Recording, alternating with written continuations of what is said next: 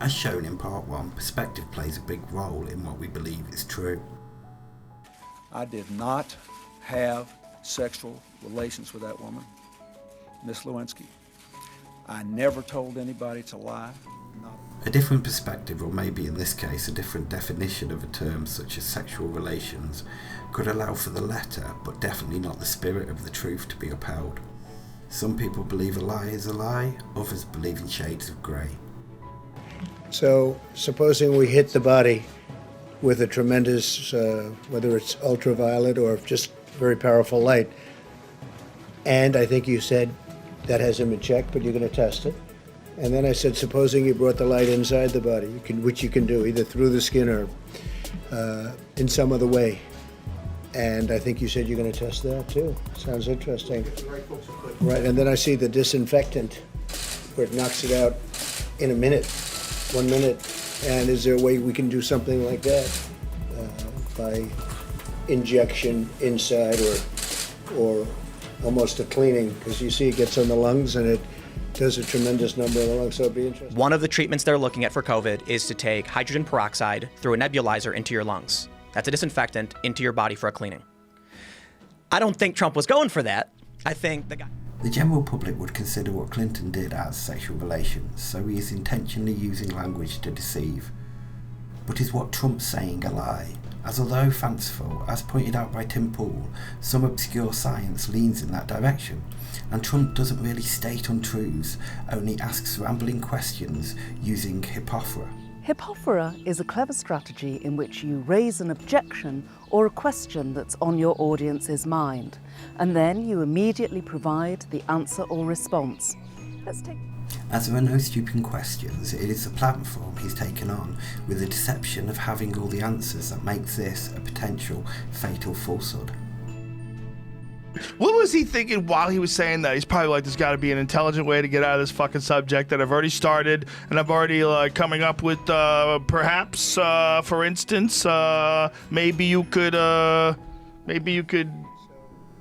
From an evolutionary point of view, lying can be considered a brain-over-brawn approach, with animals long since observed to lie about food, mating habits, and even predators within their social groups.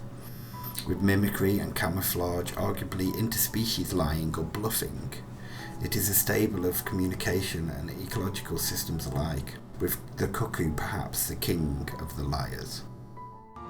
Their lives will be totally dominated by this imposter, and there is nothing they can do about it.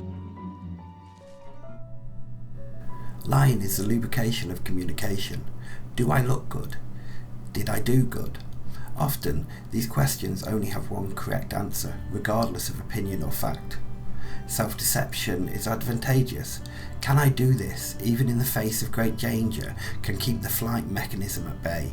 Juxtaposed with today's scare mazes, where allowing fear when in little danger can be fun, this self-deception comes from holding two different thoughts at the same time. However, lies can be very dangerous, and through competition effect, lying and detecting it has evolved. Now we're going to run a few tests. This is a simple lie detector. I'll ask you a few yes or no questions and you just answer truthfully. Do you understand? Yes. Pathological liars have been found to have greater percentage of grey matter, the connecting tissue of the brain, to white matter, the area of critical thinking, enabling them to link many conflicting bits of information at the same time, as reducing their ability to analyse and evaluate. Oh, did you ever take banned substances to enhance your cycling performance? Yes. Albert Bandura's research found that most of the time we don't consider the lie a moral question, with our conscience asleep in a moral slumber. However, research has since shown that morals can be awakened by a gentle reminder. In the midst of lockdown, it was a personal challenge that became a national triumph. 99-year-old Captain Tom raised £29 million and counting, walking up and down his garden 100 times.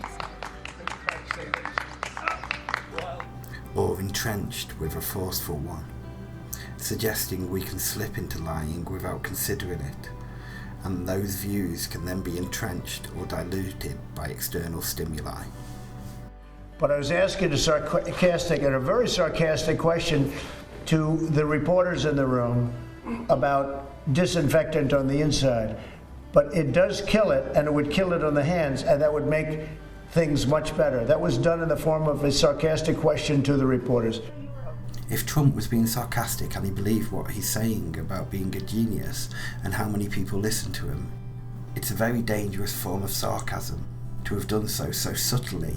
And if he's lying when he's saying he's being sarcastic, then lying to get out of such a serious situation to save face suggests a great moral slumber during an important press conference. I contacted the journalist concerned, who had not shown the courtesy of contacting me before publishing this piece, to inform him that the filming of the proceedings demonstrated categorically that I was not asleep